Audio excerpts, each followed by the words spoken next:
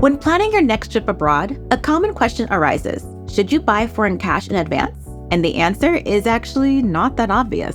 My name is Mitzi, and in the first video of Is It Wise to series, we'll break down the pros and cons of pre-purchasing cash before you set off on your adventure. And at the end, I'll share a solution that minimizes the downsides while keeping the benefits. Let's jump into it. So we've listed 3 pros and 3 cons of pre-purchasing currency before your trip. But first, it's important to mention this. Make sure to check how often cash is the only payment method accepted in your destination country. Even if you think you know the answer, it's a good idea to double check, especially if it's your first time visiting. But let's say you've confirmed that you'll need cash in one way or another. What are the pros and cons of getting foreign currency before you leave? Let's start with the reasons in favor. The first is that you can do it in your hometown at a bank you trust. And when you're abroad, you often have to exchange money wherever you can find it. And sometimes it's at airports where fees can be much higher and the exchange rate less favorable. And that brings us to our second pro. If you get to your destination country carrying only your bank card, you might face really unfavorable rates at currency exchange counters, ATMs, and when paying for purchases.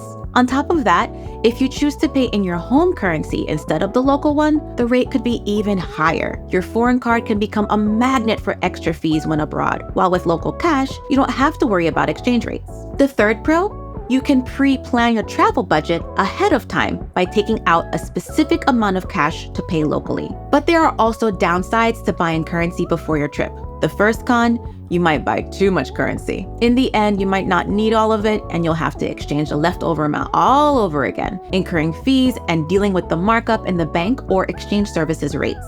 The second con, when dealing solely with cash, it's harder to track where your money goes as there's no automatic record or categorization. While cash spending can provide a more tangible sense of what's being spent, some might say it might feel more real when you see your money disappearing, it's still challenging to look back and understand which of the categories took up most of your budget. The third con, if you lose your card, you're just losing a piece of plastic that you can block online. Just make sure to do it ASAP. But if you lose cash, it's likely a permanent loss. So with cash, the risk of losing your money seems higher. Luckily, as I mentioned at the beginning of the video, there is a solution. All you need is to take a card with you that allows you to hold the currency of your destination country. There are several fintech companies and services that offer multi-currency cards, which allow you to spend in multiple currencies with just one card. You can choose from many options, and I'll explain how it works using Wise as an example. Let's say you live in Germany and want to travel to the US. In this case, you don't need to go to the bank in Germany and buy dollars in advance.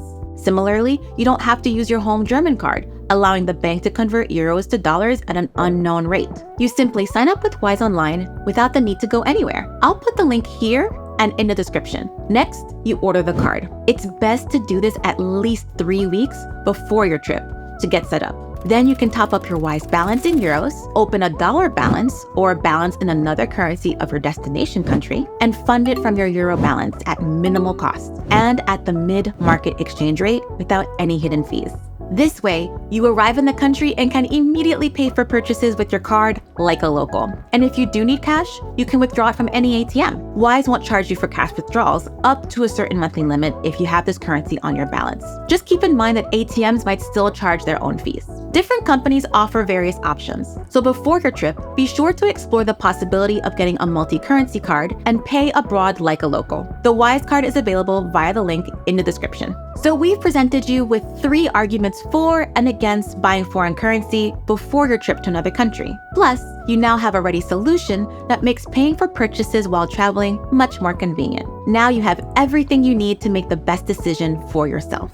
If you have any questions or additional points for either side, feel free to leave them in the comments. We're here for you. Until next time.